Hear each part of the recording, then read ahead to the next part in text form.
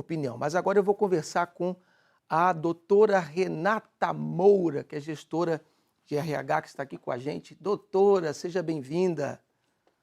Muito obrigada. Doutora Renata, eu queria começar com uma pergunta para você, direta. O que o pessoal hoje no Brasil do RH tem procurado fazer para evitar essa questão desse adoecimento mental de funcionários? Bom, primeiro, boa noite, né? Boa madrugada para todos que estão nos ouvindo, né? E todos vocês que estão aí, não falar que eu te escuto.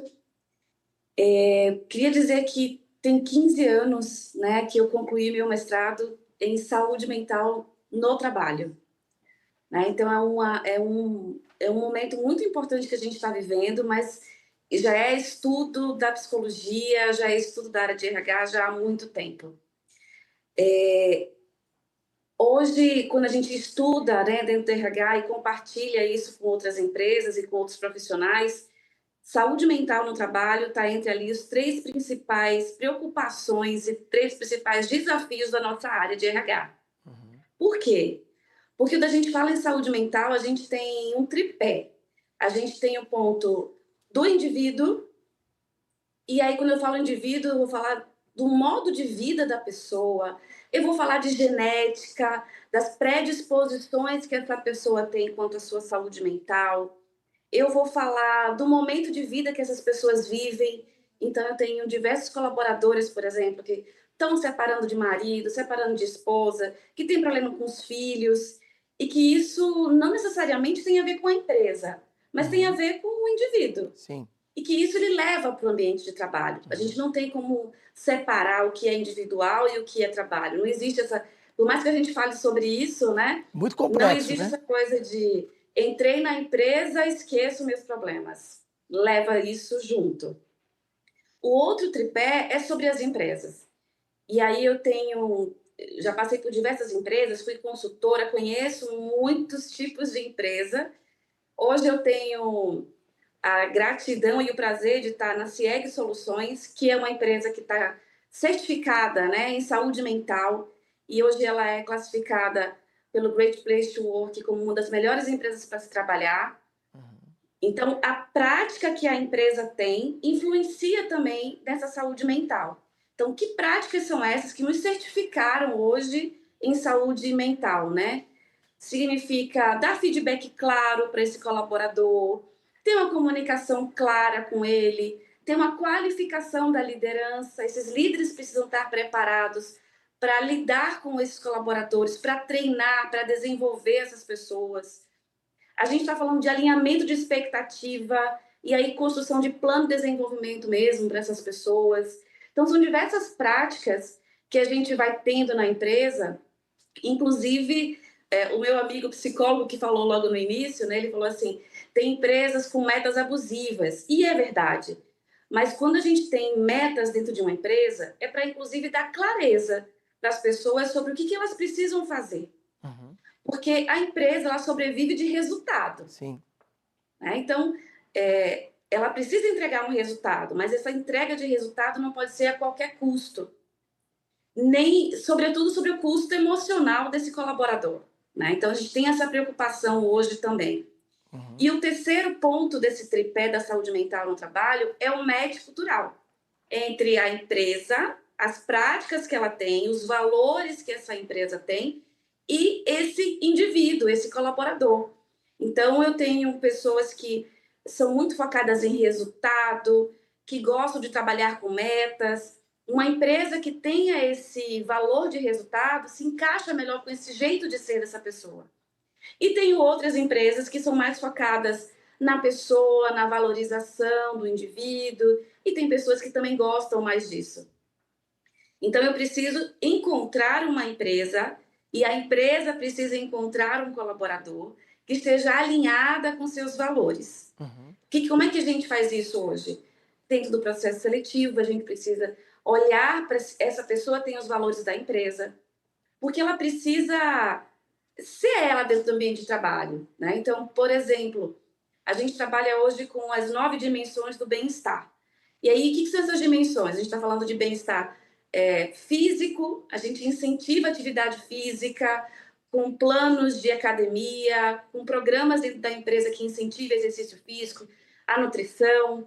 A gente está falando de bem-estar financeiro, que é o que vocês falaram hoje aqui, né? Salário, custo de vida ou carga horária. Se não tiver um bom salário, essa pessoa também vai ter mais sofrimento do que prazer no ambiente de trabalho, porque isso reflete na família, né? Como a Sim, ouvinte acabou de falar também. Então, esse match é importante. E tem um outro ponto que dentro das 9 pilares de bem-estar é inclusive o bem-estar espiritual, tá? uhum, As pessoas precisam estar livres para ser bem espiritualmente, cuidar das suas emoções e cuidar do seu espírito, né? Seja falando de religião, e precisam ter espaço para falar sobre isso também. Então, a pessoa, a empresa, as práticas da empresa e esse match cultural. E aí tem as questões governamentais, né, mas que fogem muito do nosso controle. sim. Então, como empresa, e falando sobre as práticas da empresa, a gente precisa falar daquilo que está no nosso controle. Mas E agora, aí trabalhar com o bem-estar é importante. a senhora como gestora de RH, dessas três opções, eu queria a sua opinião como gestora. Dessas três opções, qual delas você acha que mais pesa para o trabalhador, que mais faz gerar esse problema emocional? Eu vou te dizer que quando a gente está falando aí de custo de vida, a gente engloba talvez todas as coisas, porque a gente está falando de baixo salário e a gente está falando de uma carga horária, né? E aí eu até ampliaria, ao invés de só custo de vida, mas o modo de vida que essa pessoa tem e que é proporcionada pela empresa, pelo seu meio e pelo governo. Então, acho que o custo de vida, Sim. ele abrange mais todas as coisas. Eu tenho uma preocupação muito grande da gente não colocar o peso exacerbado sobre a empresa. E essa é a minha preocupação com a lei de saúde mental. Achar que só a empresa é responsável pela a carga emocional do trabalhador. Essa também é Não a minha pode ser só isso. preocupação. Eu acho que essa é a preocupação de milhares de empregadores do Brasil, porque, de repente, quando você vê essa portaria, e eu acho que é muito importante a gente falar sobre esse tema que é a saúde mental, mas quando você pega, de repente, essa portaria e vê que me parece que ela vai entrar em vigor agora no mês de abril, me Mas, parece? Maio, né? Mês de maio. Então, assim, como é que o empregador, o lojista que tem 2, 3, 4 funcionários, o comerciante que tem um funcionário ou 2 funcionários, o microempresário que tem 10, 15, enfim, essas pessoas vão se ajustar nisso, porque pelo que nós estamos recebendo de feedback, a maioria dos empregadores já estão vendo isso com uma preocupação para o bolso, né? No país que a gente tem visto uma crise financeira. Então, como é que vai ajustar? Como é que essa matemática vai fechar? Afinal de contas, você, como doutora, perfeito. pode nos ajudar nisso. Perfeito. Veja, a grande preocupação é essa, porque inclusive a saúde mental ela é invisível. Uhum. Não tem um exame que comprove, não tem um raio-x, uma ultrassonografia que vai dizer que a pessoa está com problema de saúde mental. E como eu disse antes, saúde mental não é só ocasionada pelo trabalho, né? Tem diversos fatores envolvidos nisso. Então Uhum. você vai culpabilizar a empresa, que aí já tem a Pois questão é. dos impostos, tem toda uma carga tributária sobre as empresas, uma responsabilidade sobre ela, mas que também tem o modo de vida desse colaborador, desse trabalhador. Então, existe sim essa preocupação e uma empresa ela só vai proporcionar o melhor se ela der resultado. Sim.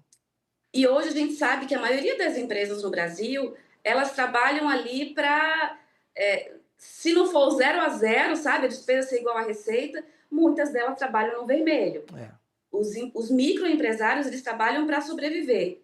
Então, sobre esse empresário também tem uma carga emocional. E aí, quem vai cuidar da saúde mental desses empresários? Né? Isso, essa é a grande X da questão. Esse é o grande X, porque eu acredito que o profissional que sofre a pressão do empregador, na sua grande maioria, sofre porque ele também está sob pressão. Então, como é que a gente pode equiparar isso, né? Quem vai cuidar do empregador? Eu entendo tudo isso, mas deixa eu te falar uma coisa, assim, eu acho que tudo passa pelas relações sociais, pelas relações humanas. Uhum. Eu posso estar numa situação difícil, mas eu posso tratar bem as pessoas. E pelos comentários que eu vi no Instagram, né, que eu dei uma olhada no Instagram do Fala que eu te escuto, muito dos problemas é da relação.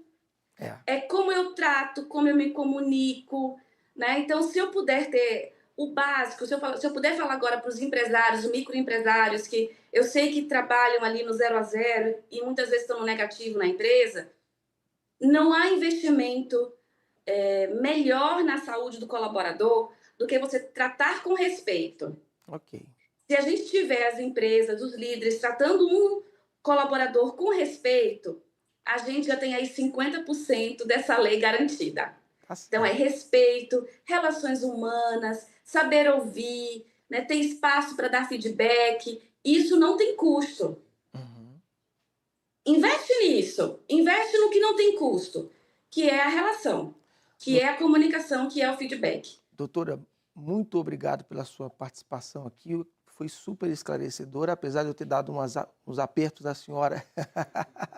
Mas é para poder as pessoas que estarem em casa, elas realmente, que é a dúvida que muita gente tem. Obrigado mesmo, Não, tá? ótimo, muito obrigada também por espaço, né?